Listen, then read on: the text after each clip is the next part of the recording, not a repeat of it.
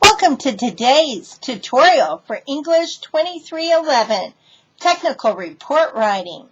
I'd like to talk to you day number 3 about the subject of posing a research question for your research project. You know, we have our calendar going throughout the month of March. Day by day, we have a topic on each of the days, a step, an action step for completing the research in the month of March, so that in April, we will have the entire month to revision and to revise our English 2311 research project.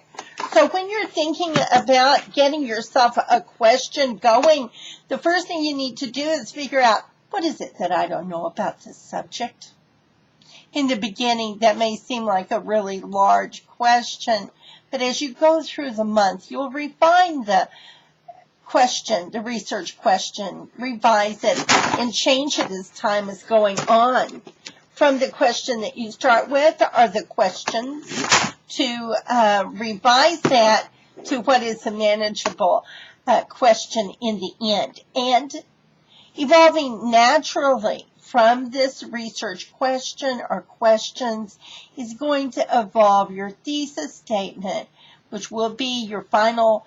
At first, it's a tentative thesis statement, which includes your narrowed subject and a slant on that subject that you can demonstrate in the 3 to 5 pages that you have for the actual essay portion of your technical report research project.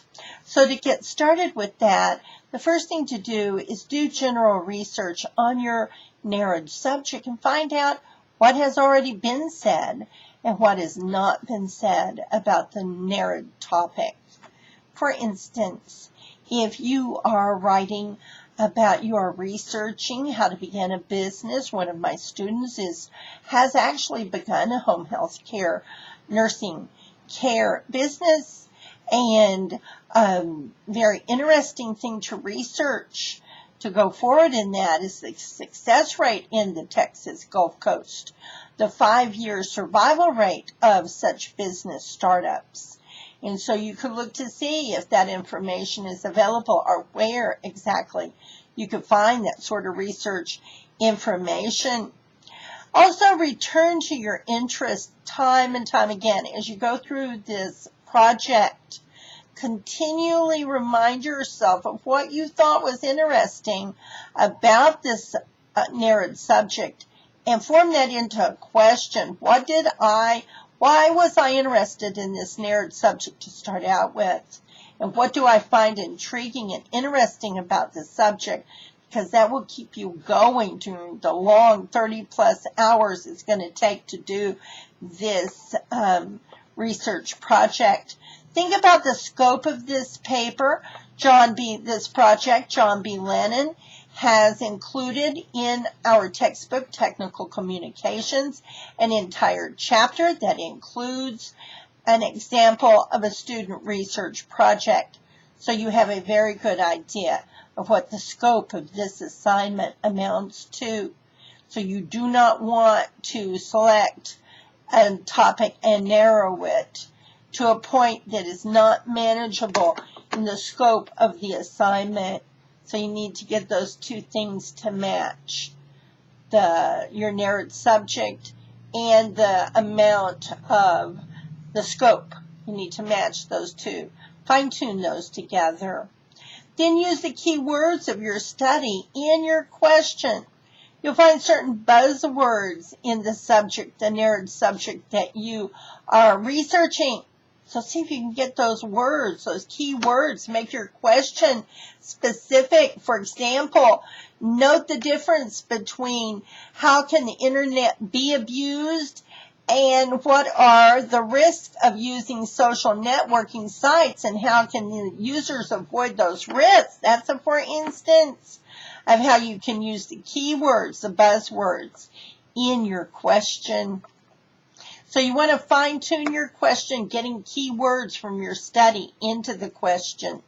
And that'll carry directly through when your question evolves into your thesis statement. That will come out in the slant of your thesis statement. Determine whether the question is answerable. Use your explanatory sources for research to determine whether or not you have narrowed your subject down to something that can be answered within the scope of the assignment. And then, as always, as John B. Lennon always advises us at every step, think of your reader, the person who will finally read this report. Do an audience analysis form if you think that will help you to fine-tune the question you're going to ask. If your audience is anyone other than me, then you definitely need to know what they're wanting to know. I've had many students who have actually turned these research papers and efforts over to the people they work for, and to very good results. But if you're going to show this to somebody beyond me, then yes, it would probably be a good idea to do an audience analysis form and use that additional audience. Keep them in mind when you're coming up with your research question. As always, you're free to text me at any point with your individual questions, and I'll get back to you promptly and discuss your particular research project with you. Hope to see you here tomorrow. Remember, for success in research in hybrid English 2311, we need to set a goal.